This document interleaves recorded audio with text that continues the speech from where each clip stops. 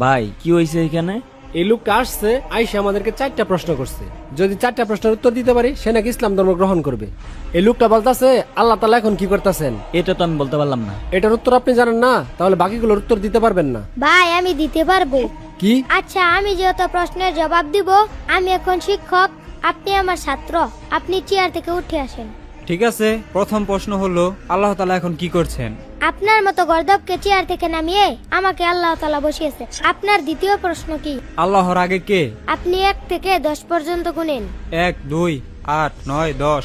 আবার 10 থেকে নিচ দিকে গুনে আসেন। 10 9 2 1 0। কি হলো, থেমে গেলেন কেন? শূন্যের আগে আর কি আছে? সামান্য সংখ্যার আগে কি আছে এটা যদি বলতে না পারেন, তাহলে আল্লাহ তাআলার আগে কি আছে এটা আপনি কিভাবে বের করবেন?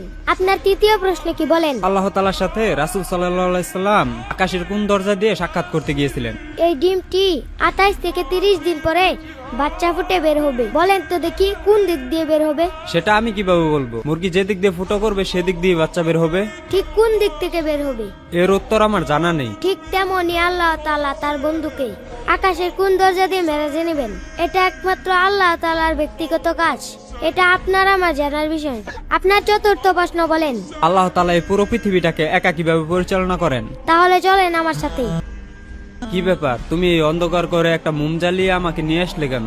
এই যে মোমবাতিটা, এই মোমবাতিটার আলো কোন দিকে তাকিয়ে আছে বলতে পারবেন? আমি কিভাবে বলবো মোম কোন দিকে তাকিয়ে আছে? মোমের আলো তো পুরো ঘরে ছড়িয়ে আছে। আল্লাহ তাআলা তার নূর আর রহমত দিয়ে ঠিক এভাবেই পুরো পৃথিবীটাকে ঘিরে রেখেছে। আল্লাহ তাআলা এভাবে পুরো পৃথিবীটাকে একাই পরিচালনা করেন।